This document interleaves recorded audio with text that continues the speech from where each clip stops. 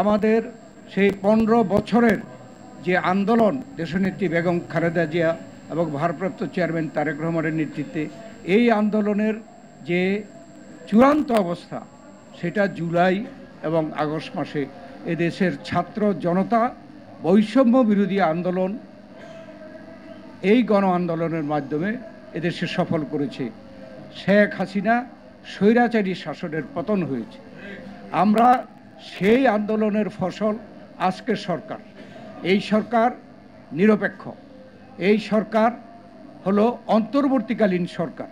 আমাদের বুঝতে হবে আমরা এই সরকার গঠনের পরে বাংলাদেশ জাতীয়তাবাদী দল বর্তমানে বাংলাদেশের সবচেয়ে জনপ্রিয় বৃহৎ দল। আমরা তাদেরকে সমর্থন করেছি। এই জন্য সমর্থন করেছি যে এই নিরপেক্ষ সরকার এদেশে একটি গ্রহণযোগ্য নির্বাচন দিয়ে জনগণের কাছে ক্ষমতা দিয়ে এই সরকারকে বিদায় হতে হবে। এর মধ্যে যে বিগত 15 বছরে যে অন্যায় অত্যাচার হয়েছে সর্বক্ষেত্রে একটা সংস্কার করার জন্য আমরা এই সরকারকে সমর্থন দিয়েছি। আপনারা দেখেছেন যে অর্থনীতিতে কী পরিমাণ লুটপাট হয়েছে। আমরা কিন্তু গত 15 বছর বক্তব্যে আমরা বলেছি, কিন্তু সেইভাবে আমরা ফিগার দিয়ে বলতে পারিনি।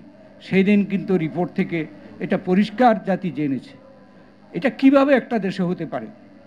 তারপরে আজকে আমরা দেখছি ষড়যন্ত্র চলছে।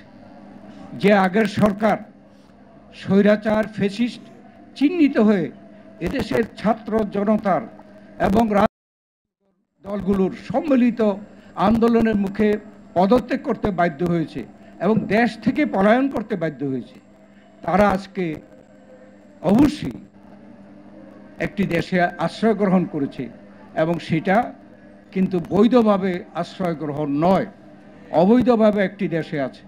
সেখান থেকে তারা ষড়যন্ত্র করবে এটা আমরা অবিশ্বাস করি না।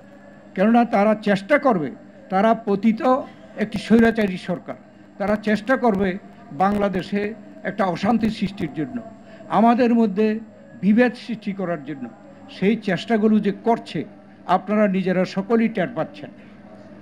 সেখানে আজকে আমাদের সকলের প্রয়োজন, জাতির প্রয়োজন যে এই সরকারকে, তারা যেহেতু অন্তর্বর্তীকালীন সরকার, এই সরকারের প্রধান বলেছে শেখ হাসিনা অন্যায়ভাবে ক্ষমতায় টিকে থাকার জন্য সরকারের যতগুলো প্রতিষ্ঠান আছে তারা ধ্বংস করে দিয়ে গেছে এবং এই সরকারের যে প্রধান উপদেষ্টা বলেছেন সেই সকল ক্ষেত্রে সংস্কার করার তাদের ওয়াদা।